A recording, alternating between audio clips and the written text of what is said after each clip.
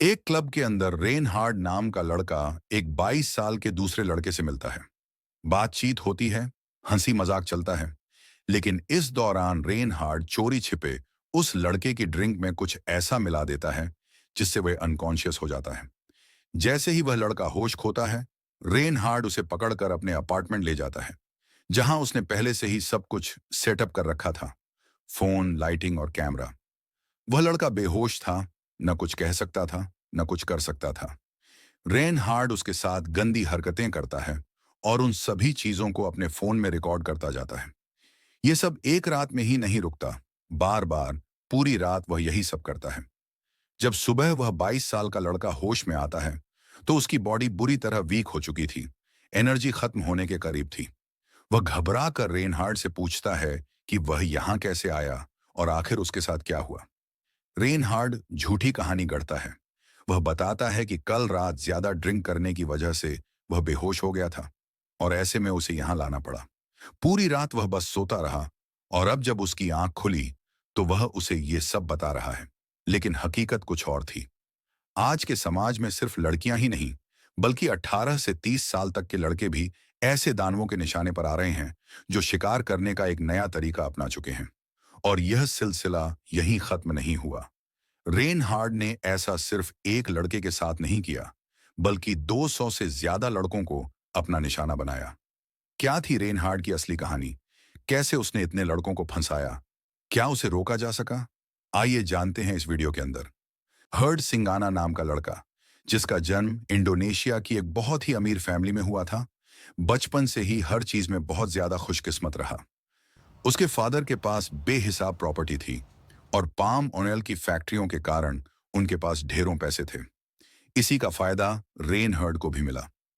उसे जो भी चाहिए होता, उसकी हर डिमांड चुटकियों में पूरी हो जाती। शायद इसी लाड़ प्यार और ऐशो आराम की वजह से आगे चलकर उसने अपनी लाइफ में बड़े बड़े कारनामे कर दिए। बचपन में रेनहर्ड का इंटरेस्ट स्टडी में बहुत ज्यादा था। वह स्कूल में टॉप करता, जिससे उसकी फैमिली भी बेहद खुश रहती।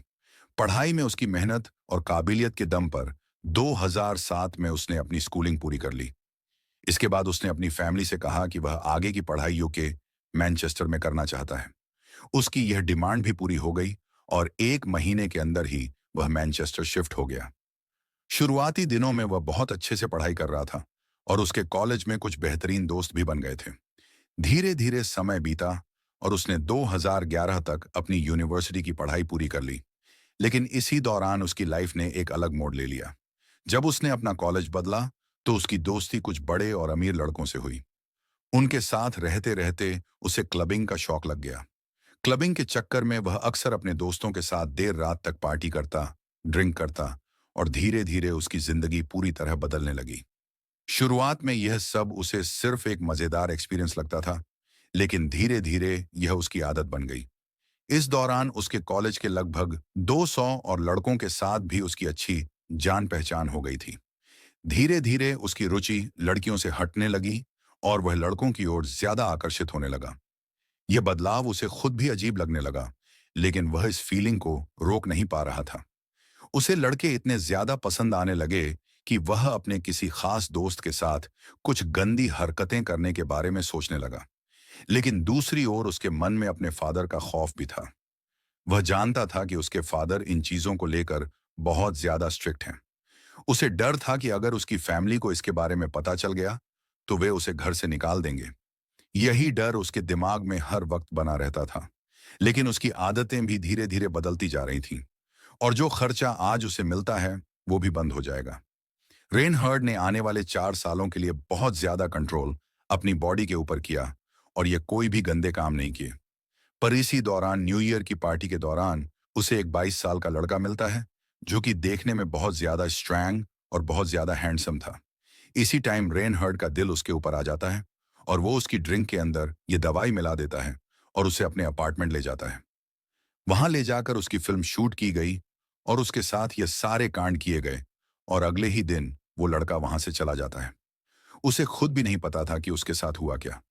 ऐसे ही हुई शुरुआत आगे और 2 सालों तक चलती है। इसी दौरान रेनहर्ड अपने पुराने अपार्टमेंट से शिफ्ट हो जाता है एक ऐसे अपार्टमेंट की ओर जिसके आसपास सारे ही क्लब थे। उसे बहुत ज्यादा आसानी होने वाली थी आगे और लड़के ढूंढने में। उसने अपार्टमेंट भी रोड वाली साइड लिया। वो अपने अपार्टमेंट की विंडो से ही देखता रहता कि कब उसे कोई अकेला और ड्रंक किया हुआ लड़का मिल जाए जो कि उसके साथ सारी रात यह काम कर सके। वो अक्सर ही अपने अपार्टमेंट से नीचे जाता और वहां जाकर टैक्सी ड्राइवर्स को मिलता। वो टैक्सी ड्राइवर्स को बोलता कि अगर तुम्हारा फोन ऑफ है, जहां तुम्हें यहां पर ठंड लग रही है, तो तुम मेरे अपार्टमेंट में आकर रेस्ट कर सकते हो और अपना थोड़ा टाइम बिता सकते हो। मुझे कोई भी प्रॉब्लम नहीं होगी।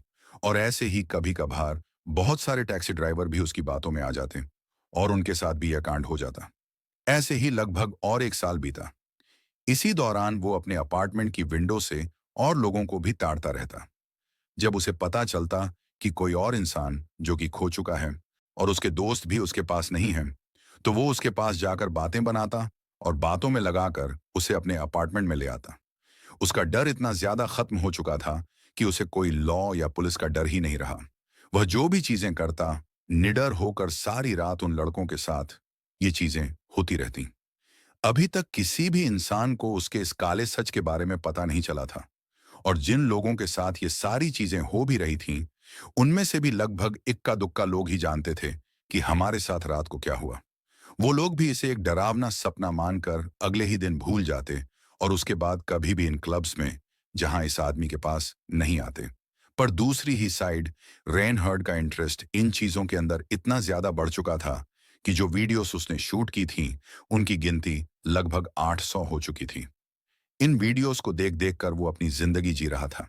जब भी उसे कोई नया लड़का मिलता, तो वो उसे अपने घर ले आता और घर ले जाकर उन्हें वो ड्रिंक ऑफर करता जिसके अंदर उसने पहले से ही कुछ ऐसी चीजें मिलाई थीं जिन्हें पीने के बाद वो लड़के अनकॉन्शियस हो जाते और सारी रात उनके साथ ये घिनौने काम होते। दूसरी साइड कैमरा लगाकर उनकी रिकॉर्डिंग भी की जाती और इन्हीं रिकॉर्डिंग्स के साथ उसने अपनी एक ड्राइव भी फुल कर ली थी। पर उसके इस काम का खुलासा बहुत ही जल्द होने वाला था। जितनी बार भी रेनहर्ड दूसरे लोगों के साथ संबंध बनाता, उसके बाद वो उनसे कोई ना कोई चीज ले लेता, जैसे कि उनका ब्रेसलेट, उनका हैकी या कोई और चीज। और इन सभी चीजों की कलेक्शन उसने अपने बेड के नीचे एक बॉक्स के अंदर भी रखी हुई थी। पर आगे जाकर उसकी जिंदगी का एक काला दिन भी आने वाला था। ऐसे ही एक रात वो अपने अपार्टमेंट की विंडो के बीच बैठा हुआ था। वहां से वो देख रहा था एक पीटर नाम के लड़के को, जिसकी उम्र थी लगभग 18 और जिसकी बॉडी बहुत बढ़िया थी, क्योंकि वो लड़का रग्बी खेलता था। और रग्बी खेलते ही उसकी टीम ने एक इनाम जीता था, जिसकी वजह से आज उनकी सारी टीम यहां पर पार्टी करने आई हुई थी। पीटर नाम का लड़का बहुत ज्यादा नशे में था, जिससे वह अपने दोस्तों से अलग हो गया। इसी दौरान रेनहर्ड की नजर उस पर पड़ी। वह अपने अपार्टमेंट से नीचे आया और पीटर से बातें करने लगा। बातचीत के दौरान उसे पता चला कि पीटर के फोन की बैटरी लो हो चुकी है और उसे अपने दोस्तों का नंबर भी याद नहीं। रेनहर्ड ने पीटर को ऑफर किया कि वह उसके घर आकर फोन चार्ज कर सकता है और ठंड से बचने के लिए थोड़ा समय बिता सकता है। पीटर ने रेनहर्ड को एक जेंटलमैन समझा और उसकी बातों में आकर उसके घर की ओर रवाना हो गया। उसे यह नहीं पता था कि उसके साथ आगे क्या होने वाला है। जैसे ही वे घर पहुंचे, रेनहर्ड ने पीटर को चार्जर दिया और उसने अपना फोन चार्ज पर लगा दिया। इसी दौरान पीटर वॉशरूम गया। जब वह वापस आया, तो रेनहर्ड ने उसे एक ड्रिंक ऑफर की। पीटर को ठंड लग रही थी, इसीलिए उसने बिना सोचे समझे ड्रिंक ले ली और पी लिया। ड्रिंक पीते ही कुछ ही मिनटों में वह बेहोश हो गया और धीरे धीरे फ्लोर पर गिर पड़ा। तभी रेनहर्ड ने अपने प्लान को अंजाम देना शुरू किया। उसने लाइटिंग सेट की, फोन को तैयार किया और बेहोश पड़े पीटर को पकड़कर बेड पर ले गया। इसके बाद उसने वही सब किया जो वह दूसरे लड़कों के साथ करता था। लगभग 4 घंटे तक उसने कई बार पीटर के साथ गंदे काम किए। तभी अचानक उसे एहसास हुआ कि पीटर को होश आ रहा है। यह देखकर रेनहर्ड हैरान रह गया, क्योंकि इससे पहले किसी भी लड़के को इतनी जल्दी होश नहीं आया था। पीटर पहला लड़का था जो बीच में ही उठ गया। जैसे ही उसकी आंखें खुलीं, उसने देखा कि उसका अंडरवियर और ट्राउजर घुटनों के नीचे खिसक चुके हैं और उसे पीछे बहुत तेज दर्द हो रहा है। धीरे धीरे उसे एहसास हुआ कि उसके पीछे बिना कपड़ों के रेनहर्ड खड़ा है। आधी बेहोशी की हालत में पीटर बेड से उठने की कोशिश करने लगा। तभी रेनहर्ड के दिमाग में यह बात आई कि अगर पीटर इस अपार्टमेंट से बाहर चला गया, तो वह पुलिस को उसके सारे काले करतूतों के बारे में बता देगा। पुलिस उसे अरेस्ट भी कर सकती थी। यह सोचते ही रेनहर्ड ने पूरी ताकत से पीटर को रोकने की कोशिश की। उसने पीटर को अपार्टमेंट से बाहर जाने से रोकने के लिए पूरी ताकत झोंक दी। लेकिन पीटर एक रग्बी प्लेयर था और उसकी बॉडी मजबूत थी। उसने आसानी से रेनहर्ड को पीछे धकेल दिया। हाथापाई के दौरान दोनों को चोटें लगीं। रेनहर्ड को इतनी चोट लगी कि वह वहीं बेहोश हो गया। पीटर ने इस मौके का फायदा उठाया और अपार्टमेंट से बाहर निकल गया। उसकी पूरी बॉडी खून से सनी हुई थी। उसे काफी चोटें आई थीं। बाहर निकलकर वह सोचने लगा कि अपनी मां को कॉल करे ताकि वह उसे यहां से पिक कर ले और वह घर जाकर इस रात को भूल सके। लेकिन फिर न जाने उसके दिमाग में क्या आया कि वह वहीं बैठा का बैठा रह गया और बेहोश हो गया। दूसरी तरफ पड़ोसियों ने चीखें सुन ली थीं, तो उन्होंने पुलिस को कॉल कर दिया। कुछ ही मिनटों में पुलिस मौके पर पहुंच गई। पुलिस ने देखा कि एक तरफ बाहर पीटर अधमरी हालत में पड़ा है, जो एक मजबूत शरीर वाला आदमी था, और दूसरी तरफ रेनहर्ड, जो कमजोर सा आदमी था, वह लगभग खत्म होने की कगार पर था। पुलिस को शक हुआ कि शायद पीटर ने ही रेनहर्ड के साथ मारपीट की होगी, जिससे उसे इतनी चोटें आई हैं। यह सोचकर पुलिस निर्दोष पीटर को पुलिस स्टेशन ले गई, जबकि जिस इंसान को पुलिस स्टेशन जाना चाहिए था, उसे हॉस्पिटल ले जाया गया। पुलिस स्टेशन में पीटर चिल्ला चिल्लाकर अपनी बेगुनाही की बात बता रहा था। उसने बताया कि रेनहर्ड ने उसके साथ गलत काम किया और इसकी रिकॉर्डिंग भी की है। उसने पुलिस से कहा कि अगर वे चाहें तो दोनों का टेस्ट कर सकते हैं, जिससे सच सामने आ जाएगा। लेकिन पुलिस ने उसकी बात नहीं मानी। दूसरी तरफ रेनहर्ड को होश आ गया। पुलिस ने उससे उसके फोन का पासवर्ड मांगा ताकि वे सबूत जुटा सकें। लेकिन रेनहर्ड जानता था कि अगर फोन अनलॉक हुआ तो उसकी सच्चाई सामने आ जाएगी। इसलिए उसने बार बार गलत पासवर्ड दिया। पुलिस को शक होने लगा कि मामला कुछ और है। आखिरकार जब किसी तरह रेनहर्ड का फोन अनलॉक किया गया, तो उसमें कई फोटो और वीडियो मिले। इनमें साफ दिख रहा था कि कैसे रेनहर्ड उन लड़कों के साथ गंदे काम कर रहा था और वे लड़के बेहोश पड़े थे।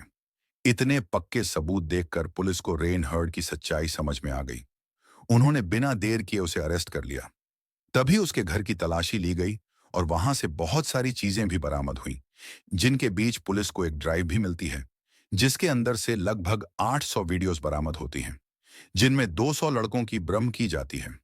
इन्हीं के अंदर से लगभग 136 लड़कों की पहचान हो चुकी थी और इनमें से ही लगभग 60 लोग मान जाते हैं रेनहर्ड के ऊपर केस करने के लिए।